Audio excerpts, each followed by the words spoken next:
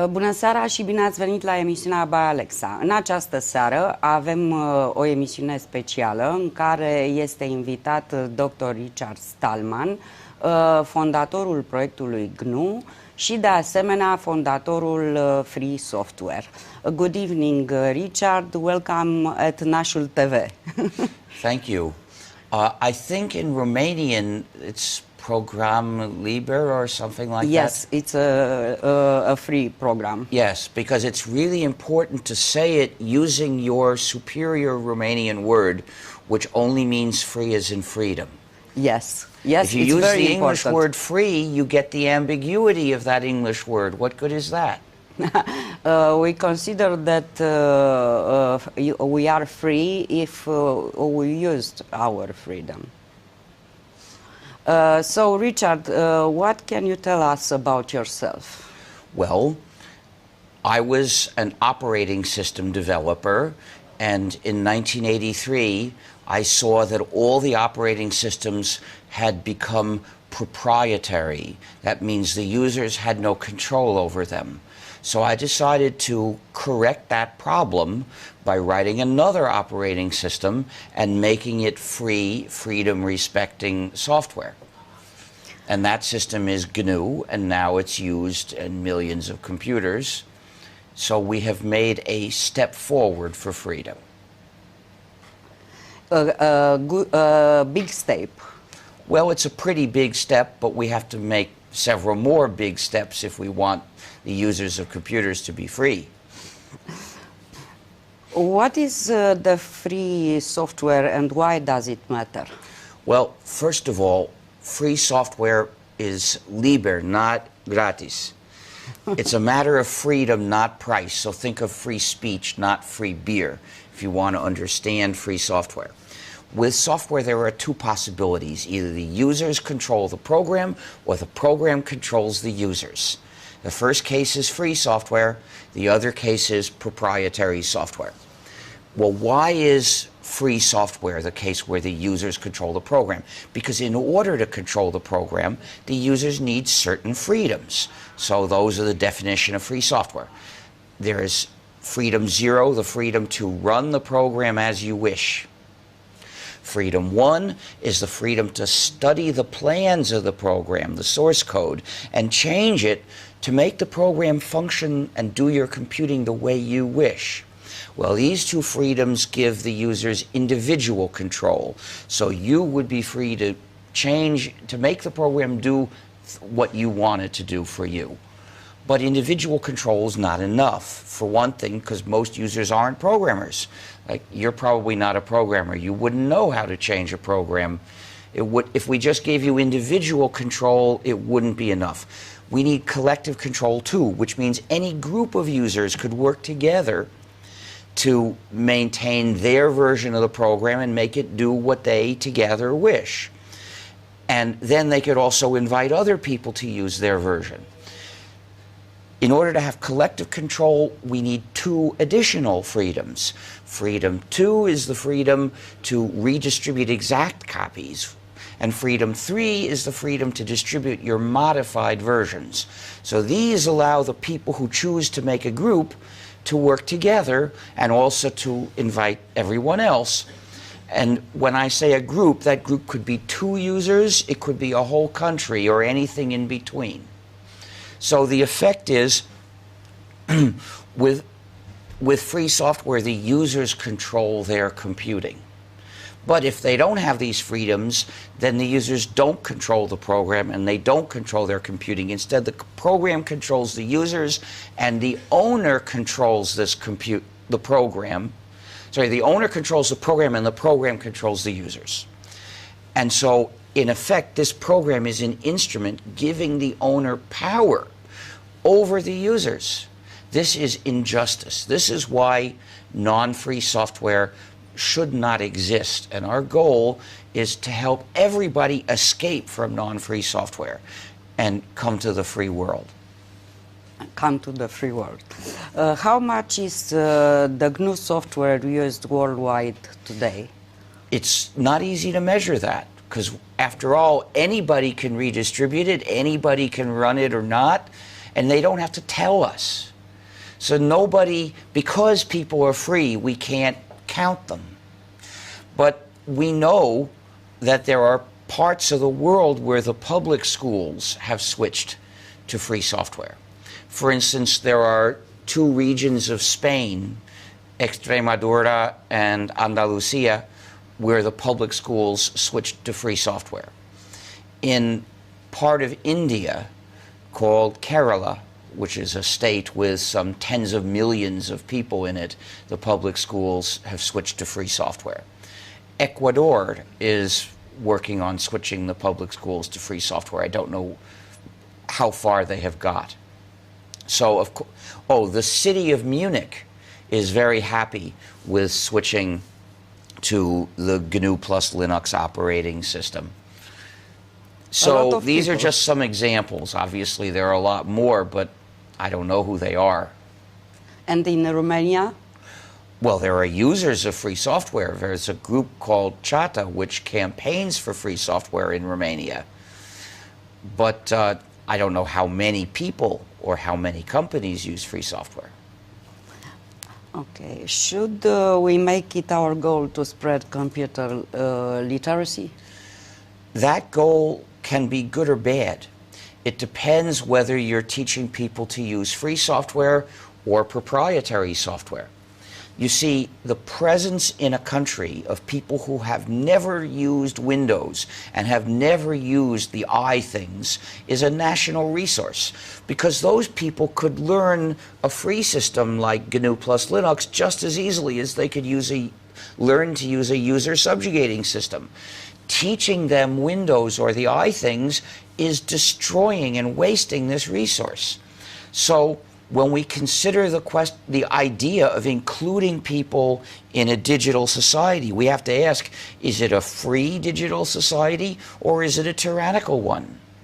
And including people in the free digital society is good. Including them in a tyrannical digital society is bad. And so when the software tyrannizes the users, I say the goal should be digital extraction, not digital inclusion. Is technology progress a good thing? It can be or not. You see, innovations are good for us if we get to decide which ones we use, because then we won't use the ones that are bad for us, and all the ones we use will be good for us, or at least we'll think they are. We could be mistaken, but usually we won't be. However, that's not the way it is nowadays. Nowadays, companies are deciding which innovations to foist on us. And they choose the ones that are good for them, and that's not necessarily good for us. But they decide what choices we get. So they might say, you get to have this convenience if you accept total surveillance. Or they might even set up the total surveillance without giving us any convenience. So there are a lot of innovations which are simply harmful to society. Maybe governments decide they want these innovations, and those governments may not care about our freedom. I read recently that the US has developed a camera with gigapixels. It's a digital camera that can watch an entire city at once and see everybody walking around and watch all the cars driving around. The idea is they put this in a drone, and they just keep the drone over the city, and they see everything. Well, this is worse than Stalin could ever do. It's like Orwell. Yes. And so we have to reject the mistaken idea that our goal should be advance of technology. Advancing technology is only a desirable goal when the people control what technology is used in their lives. It's a reverse. People are controlled by the software. Well, with non-free software, if you're using non-free software, then it controls you. Of course, that's not the only way technology can be harmful. For instance, the drones watching the entire city, well, the drone doesn't belong to you, and the software won't belong to you. So it doesn't actually affect you whether that software is free or not. It affects the state. You see, the state is a big user of computers and software. And if the software used by the state is non-free, well, that software controls the user, and the user is the state. So in that case, the state's computing is under the control of the owner of that program through that program. And that is another kind of injustice. Yes. So the state is supposed to exist to serve the people. The purpose of the state is to organize society for the freedom and well-being of the people. And every state agency exists to do a part of this job. Well, these state agencies often do computing, and they do it for the people, and they often do it about the people. Well, it's their duty, their responsibility to maintain full control of that computing and never let it fall into private hands. Because if it falls under private control, then the state can't assure that it's done right for the people. It can't fulfill its duty. So the use of any non-free program in a state entity, which includes state agencies, but also some other kinds of entities controlled by the state or set up by the state, well, that is a dereliction of the state's duty. However, when the state sets up a system like a drone to watch the whole city, or cameras in all the streets to watch the whole city, they're using technology to oppress the people. Of course, they always say they're going to catch criminals with it, or they're going to catch terrorists with it, if there are any. Once in a while there's a terrorist, but the danger of a state that's too powerful is present all the time. The state is much more powerful than some terrorists that don't have state support, or not of the country you're in. So, which is the bigger danger? Now, we've got to be concerned with all the dangers, and we have to recognize which ones are big and which ones are small. Romanians should be aware how much harm a state can do. What we can do? I don't know. Right? This is the big problem of politics today. We have states that are democratic in form, but not democratic in substance. Well, I don't know how to fix that. I figure that if we get well, first of all, a big part of the problem is the states have been corrupted by business. So in form, it's democracy. In substance, it's plutocracy. Well, if we take away the political power of business, they will say the sky is going to fall. They will say, if you don't let us have all of our influence, it will be a disaster. Therefore, if they are not saying that these measures will cause a disaster, that means you're not attacking them enough. This is the first heuristic. If the businesses are not all screaming, saying, if you take away this power, if you tax us more, if you don't let us have this kind of influence, it's a disaster, that means you're not doing enough. Very interesting. March to the sound of the business executive screams.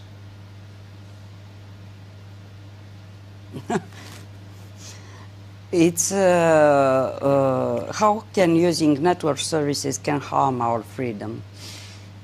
Well, there are two ways network services can mistreat you. Well, actually, I should make it three. One is through surveillance, because a lot of network services collect information about you that you don't even know they're collecting. For instance, many websites, just by visiting the site, give information about you to other companies. Now, you might realize you're going to go to a certain company's site and give your name. You'd realize that company's going to know who you are because you told it. You may not realize that a bunch of other companies are going to get information about you because the web page itself is set up to tell them. Often it tells them through JavaScript code, which is a program in the web page itself that runs in your computer if you don't block it. Why always block it? I won't let that software run in my computer. But there are other ways too. For instance, if you look at a web page and you see a Facebook like button, that means Facebook knows you visited that page. So Facebook is doing surveillance on you with the cooperation of the site that you're visiting. How it works is pretty simple.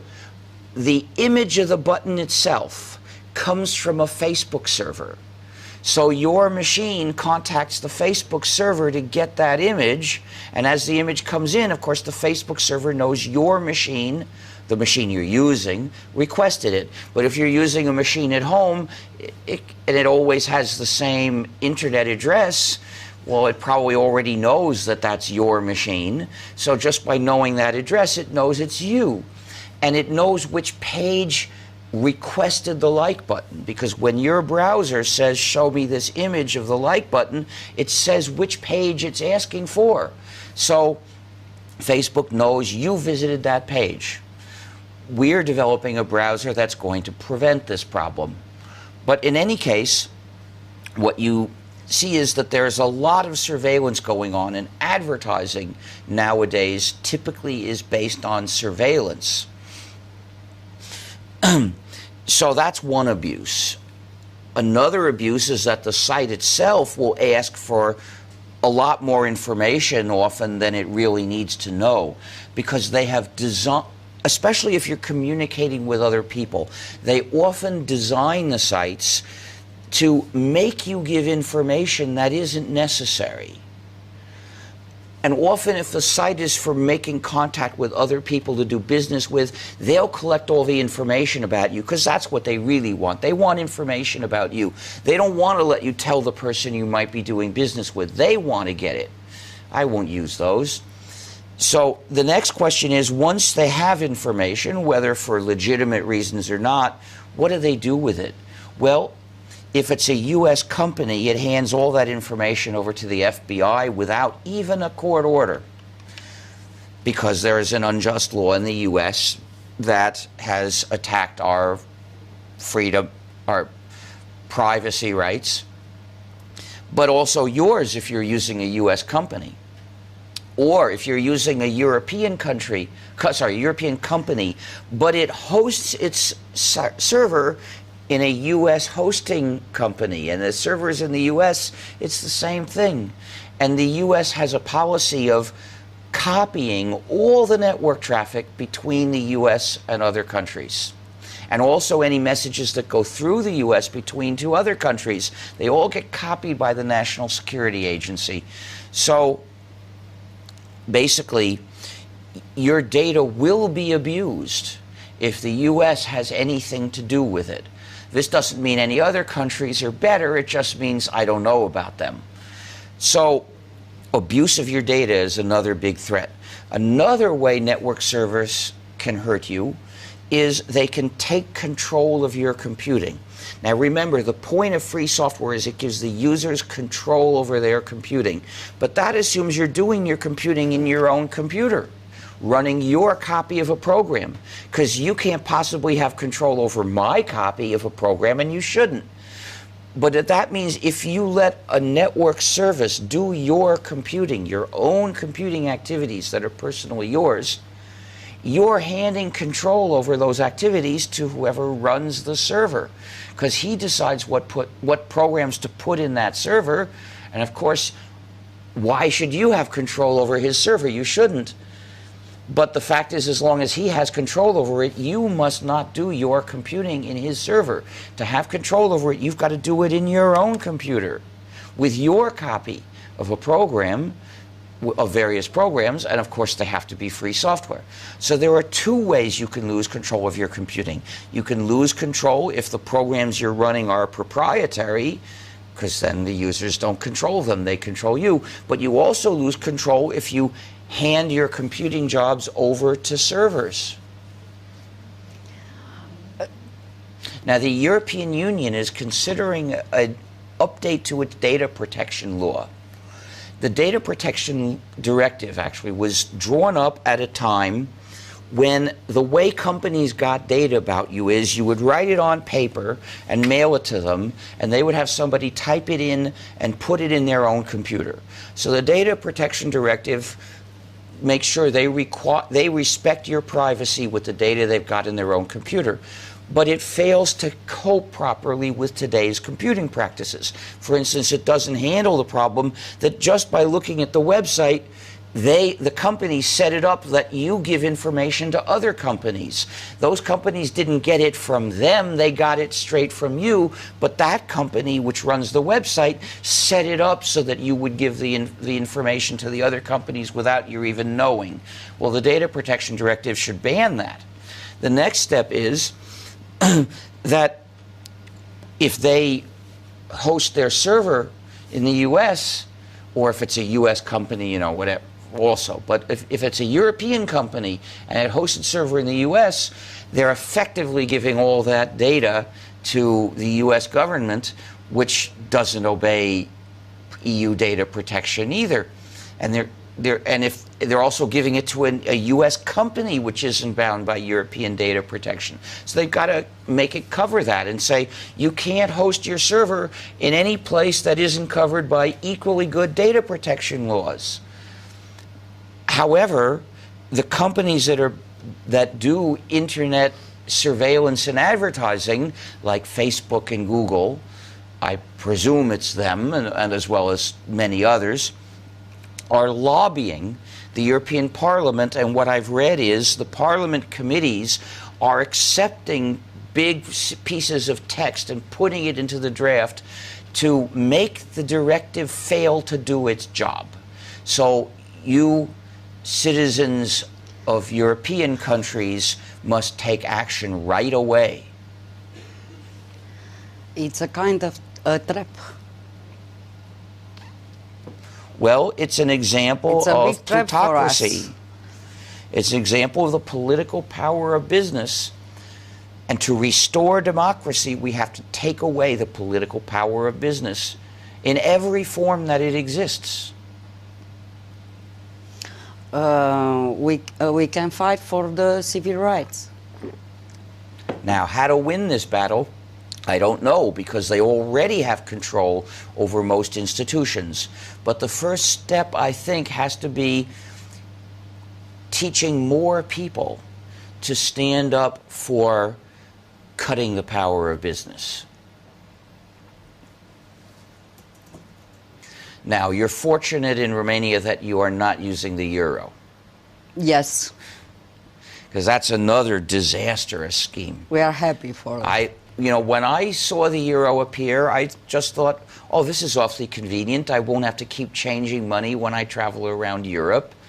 It's very convenient for individuals, but the fiscal scheme behind it is a recipe for making every economic downturn worse. Exactly. What about the software in cell phones? Well, a cell phone today is a computer. Now, it could be a smartphone, which means that users are invited to install software in it. Or it might be a non-smartphone, which means the users can't install any software in it. It just has what it has. But in all cases, it's software. It's a computer running software, and that software can be changed by somebody else. So even if you can't install software in your phone, there's a company that can remotely install software in that phone. This is called a backdoor. And in fact, it's a particular kind called a universal backdoor. A backdoor means somebody can send commands to your computer and tell it to do things. If they can tell it to change the software, that's a universal backdoor because they can do absolutely anything. First, they just install the changed software to do it, and then they say do it. So they can do absolutely anything to you. And cell phones have been turned into listening devices remotely in this way. In addition, the software has tracking features. On remote command, they will transmit the GPS location information. So these are two malicious functionalities in almost all cell phones. And the only way we could prevent this is if all the software in the cell phone is free. Now, we can't do this at the moment, and the problem is that cell phones have some secret hardware in them. In order for us to write free software to run a piece of hardware, we need to know how to use that hardware. We have to know what the commands are. What should a program do to make that hardware run? Well, that's what's secret. So it's a common practice that they will sell you hardware and they refuse to tell you how to use it. Instead, they offer you a non-free, in other words, user-subjugating program and say, to use our hardware, run this program, which of course you shouldn't do. So we at this point are struggling to try to bring about the existence of some computer that doesn't need any non-free software in it. It used to be easier. Things have been moving in a direction where even the manufacturer of a chip can't tell people how to use that chip, even if it decides to do so, because it doesn't know, or if it does know, it got the information from another company which said it's not allowed to say. So the result is there's one company that makes a design for part of a chip, and then the next company makes the chip, and the next company builds that into a computer, and the next company sells us that computer. And that means the company which we have to convince to change its behavior is 3 steps away from the company that we actually buy from. How can we pressure them? This is a really bad problem. Yes, it's and I don't know what to do about it. Now, I think it would be good for the European Union to adopt a directive saying anyone who sells you a computer must give you the specs for how software runs the hardware. And that would solve the problem, because all these companies would realize we better change what we're doing, and they would change it. They would change in a year. We come back after publicity.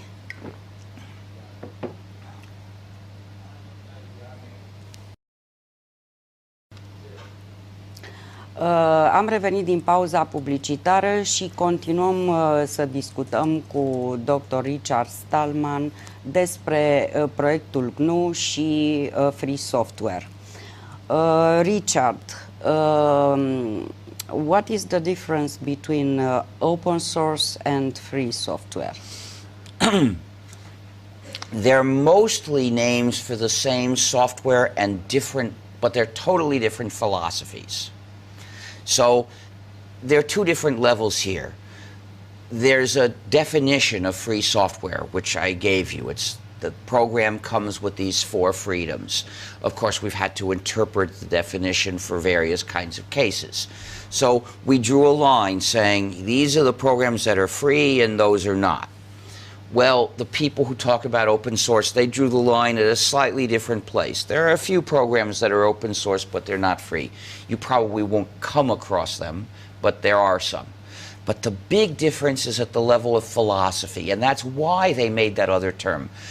They wanted our philosophy, which is based on the freedom of the users, to be forgotten. So they came up with another name.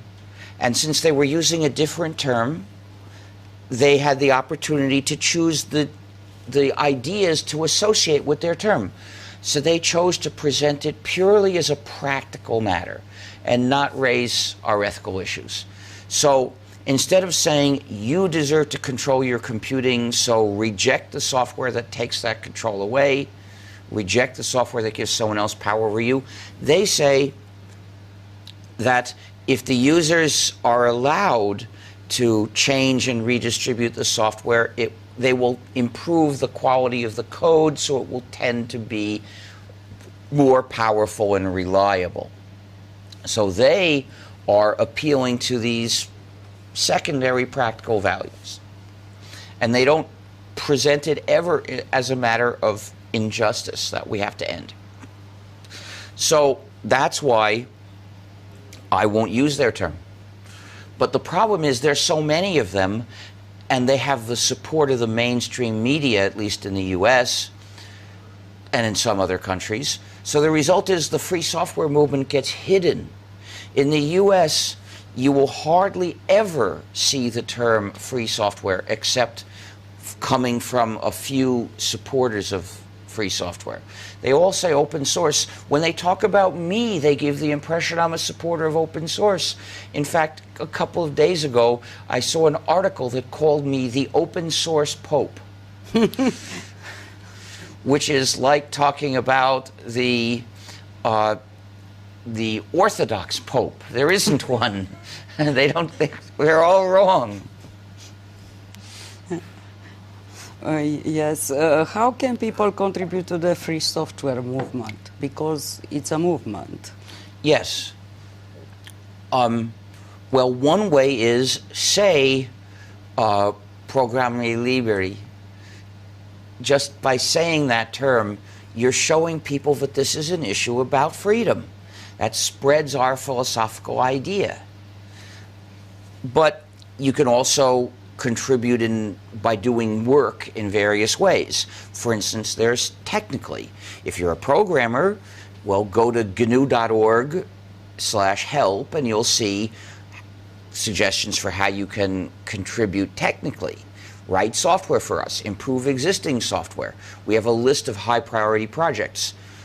But you can also help in the political organizing side of things. You know, you can join Chata and participate in their activities. You can join the Free Software Foundation. You can join FSF Europe. You can participate in our political activities. You can learn to give talks, give speeches about free software and spread the word. And you can write articles about free software issues. You can campaign for your schools to move to free software. GNU.org/help gives information about these things too. And this is actually the most scarce part of our work. Sure, we would like more people to write free software. But what we really need more of are the free software organizers and activists. Because after all, there are lots of people who are supporters of open source who are contributing to programs that are free. So in terms of a technical contribution, it doesn't matter what the person's politics are. We're happy to get the contribution. We don't ask, why did you choose to write this? We say thanks. But the people who are supporters of open source, they are not spreading the free software idea. What is the difference between Linux and GNU? Well, most of the time when people say Linux, they're talking about GNU and they don't know it. It's a big confusion that started in 1992. You see, in 1984, I started the development of the GNU operating system. Well, an operating system is a collection of hundreds or thousands of different programs. And so I recruited people to write these programs. Some of them I wrote myself. And in some cases, I saw people had written the program and I convinced them to make it free. And in other cases, somebody released a free program for other reasons and it was able to fit into the system. By 1992, we had almost all of the system, but one major essential component was missing. This component is called the kernel. The kernel of the operating system allocates the computer's resources to all the other programs that you run, including the other parts of the operating system, plus your other programs you might have. So we started developing a kernel in 1990. The Free Software Foundation hired a programmer to write our kernel. But I chose an ambitious, elegant, powerful design that turned it into a research project, and it took many years to get it to run, and it doesn't run all that well. It's too bad. But fortunately, we didn't have to wait for it, because in 1992, another programmer unrelated to us named Linus Torvalds freed his proprietary kernel Linux. So Linux in 1991 was proprietary. In 1992, he made it free software. Well, Linux was a kernel. So once it became free software, it filled this last gap in the GNU system. So we got a combination, which is GNU plus Linux. But the people who combined it were not us, because we still thought that our kernel would soon be working well and it would be much better because it had this advanced, elegant design. So other people combined the various pieces of the GNU system with Linux as one more piece, and they made a complete system which was basically GNU, but contained Linux as well. However, they got confused and they started calling the whole thing Linux, which is not fair to us. So if somebody says Linux and he is a programmer and he's talking about technical things, maybe he really means Linux, which is this one component. But in discussions for ordinary users, if somebody says Linux, what he really means is GNU plus Linux. And if you want to be fair to us and help us, just say GNU plus Linux. It's, you know, if people are aware that this system comes from our campaign for freedom, it'll make them think about freedom. And that's a very important thing. What about free software in schools? Schools have a moral duty to teach only free software, exclusively. And this is more than just a way to save some money, which sometimes it is, but that's a minor secondary benefit. This is about how to do a good education instead of a bad education. Because teaching students to use a proprietary program is implanting dependence on a particular company. And that goes against the social mission of the school, of all schools, all educational activities, which is to educate good citizens of a strong, capable, independent, cooperating, and free society. In computing, this means educating capable users of free software who are ready to live in freedom. Why do many developers of proprietary software offer gratis copies of their non-LIBERA software to the school? They want to use the school to make the students dependent, and then they hope that those students will pull all the rest of society into dependence. So the school teaches the students to use this non-free software. They become dependent, and then they graduate. And after they graduate, the same developer does not offer them gratis copies. And some of them go to work for companies. The developer does not offer those companies gratis copies. It's just like giving the school drugs, addictive drugs, to give to the students, saying the first dose is gratis. Once you're dependent, then you have to pay. The school would reject the drugs even if they're gratis, and it should reject the proprietary software even if it's gratis. The schools must help people be strong and independent, not push them into dependence. Another reason is for educating the good programmers, because some people are natural-born programmers. Typically at 10 to 13, these people are fascinated with programming. If they use a program, they want to know, how does it do this? How does it work? 50 years ago, they would have taken the television set apart and put it back together again, or at least the radio. But now they want to understand what's inside software. But if it's proprietary, the teacher can only respond, I'm sorry, we can't find out how it works. It's a secret. It's all hidden from us. Which means education is not permitted. A proprietary program is the enemy of the spirit of education, so it must not be permitted in a school. Schools must demonstrate their loyalty to the spirit of education. However, if the program is free, the teacher can explain what he knows and then say, here's the source code, read it and you'll understand everything.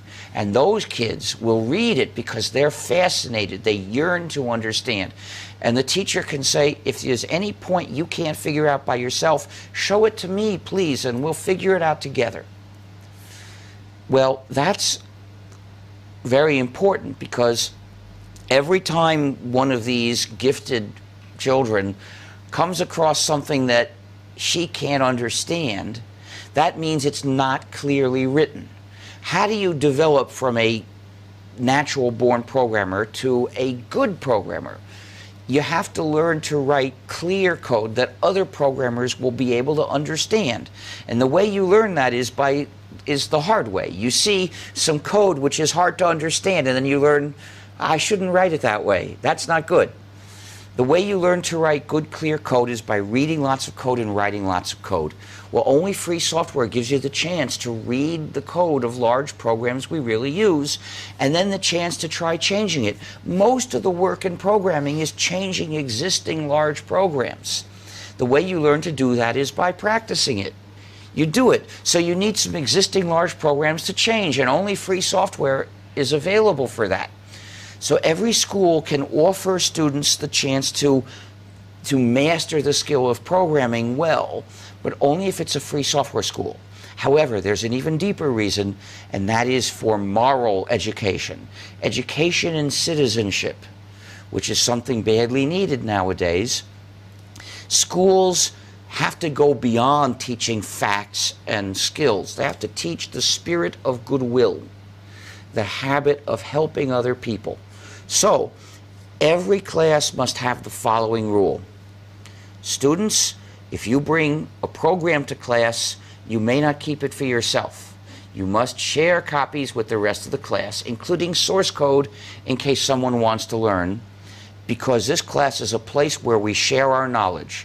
Therefore, bringing proprietary software to class is not allowed. Of course, the class, the school, they have to follow the same rule. They can't bring proprietary software to class and tell you that you can't. They have to bring only free software to class and share copies, including source code, with everyone in the class. Schools shape the future of society, and they must direct society towards freedom in the virtual world. It is the war on sharing, a war against free software too? No, there's a war on sharing, and that is that media companies, for the most part, are trying to prevent the public from using the benefits of digital technology, which include fundamentally the ability to copy and transmit information. Well, the media companies don't want us to be able to copy, and they have perverted our technology into our prison guards to stop us from copying. Ordinary PCs today are designed with malicious hardware that exists specifically to make it hard for the users to copy video. But it's not just video that they do this to. They do it to music. You've probably heard of music streaming services.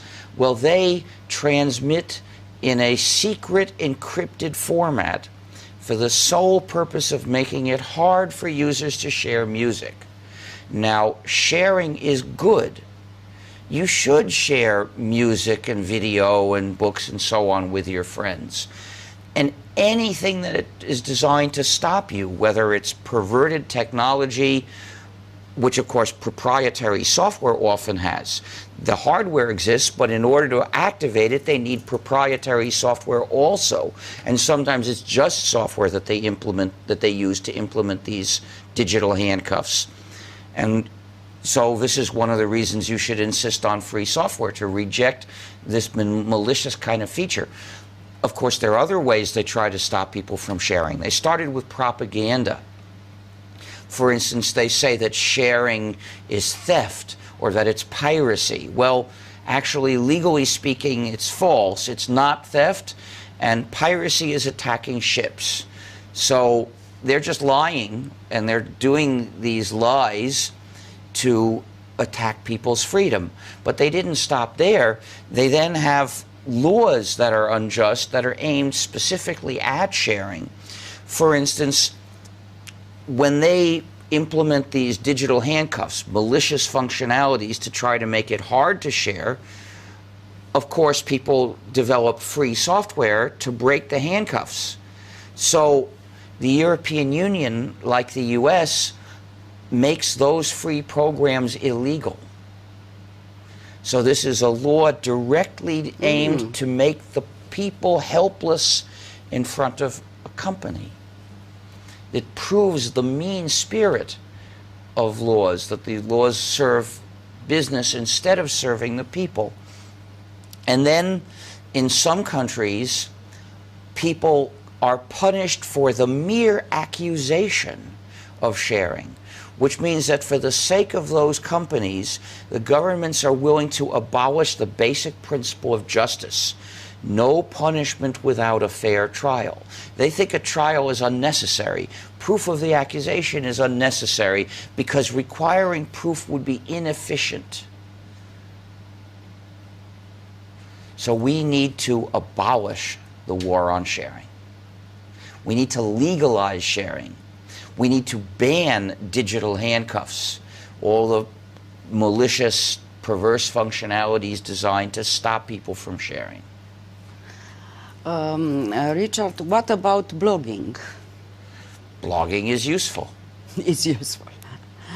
Okay. It's a way of publishing your views or your experiences or anything on the net. So I'm all in favor of it. Now, there is a problem with Microsoft's blogging site. It appears that you can't even see the text without running non-free JavaScript programs. This is a bad thing. I'm not sure it's always true, but it appears to be true some of the time. Where did this logo come from? This logo? GNU. Yeah. Oh, well, the name GNU is a joke because it's a recursive acronym. GNU stands for GNU's Not Unix. So programmers love recursive humor. However, it's also the name of an animal that lives in Africa. GNU, yes. Yeah. So I chose it because it's a recursive acronym, but since it's the name of that animal, we use images of that animal as our symbol. I like very much the song, the GNU song. The GNU song? Do you mean the Flanders and Swan, I'm a GNU? Yeah, I like that too. I'm a GNU. The point is that there's a lot of humor in English around the word GNU, which made it more attractive as a name, because if you're picking a name that's a joke, the more people use it in other jokes, the better joke it is. Gata? Pot să închei? Ok. Richard, thank you very much for this interview. Of course, it's free. Well, actually, I believe that works that you use to do practical jobs ethically must be free. But this isn't a work that's designed for people to use to do a practical job with. It's designed to present my views. That's a different category of works. And so the license I recommend for works that state opinions is the Creative Commons No Derivatives license, which says that people can redistribute it, but they can't change it. We don't want to change to be changed. Yes. And we fight like you for the truth and for the real, for freedom, for real informations. Because we know that information is power. Well, yeah, and it's even more so when that information is the software that your activities depend on. Yes, of course. Because if you control that software, but we use free software. You do? Yeah. Well, I'm glad you do. Well, you asked me about examples. You should have said you were an example. Yeah. We have Office, Open Office. Ah, well, that's free software. Yeah. Now, nowadays, the recommended free version is a variant called LibreOffice. LibreOffice, okay. Yeah. Because, you see, OpenOffice was named that way by a company that was in the open source camp. Now, of course, that doesn't mean that what they're doing is bad. You have to judge it by the details of what was done. But in fact, because of their philosophy, they did things that were bad. For instance, they had a list of extensions, and in those extensions, they included some non-free extensions. Because they didn't see anything, they weren't driven by an ethical rejection of non-free software. They wanted to make their program as successful as possible. Their own program was free software, but they saw no harm in advertising, suggesting the use of other non-free programs as add-ons. Well, with LibreOffice, the only add-ons they suggest are free, because those people, as their name they chose shows, do care about this as a matter of freedom. Thank you for your advice. Thank you, Richard, again. Thank you very much for this interview. Vă mulțumim și dumneavoastră că ne-ați urmărit. Ne puteți revedea mâine dimineață între 7 și 8. Nu uitați să intrați pe platforma www.nasul.tv, pe pagina noastră de Facebook byalexa.tv sau să ne scrieți la mailul emisiunii byalexa@nasul.tv. Oh, no. Vă dorim noapte bună și nu uitați să fiți iubiți. I am light, I am infinite, I am the channel, I am expanding, I am psychedelic, I am vibration, I am timeless, I am unity, I am activating. Un ritmo de 7 compases. Entonces, si les parece un poco confuso, no es un error. Por ejemplo, es este ritmo.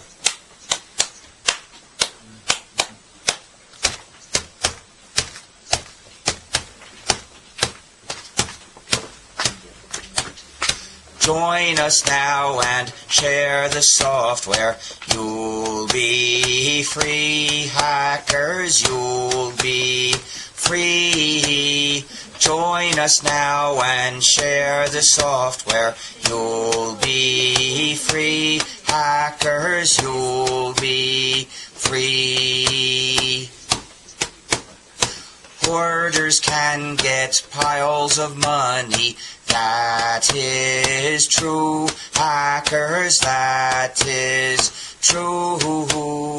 But they cannot help their neighbors. That's not good, hackers, that's not good. When we have enough free software at our call, hackers at our call, we'll kick out those dirty licenses evermore, hackers evermore. Join us now and share the software. You'll be free, hackers, you'll be free. Join us now and share the software. You'll be free, hackers, you'll be free.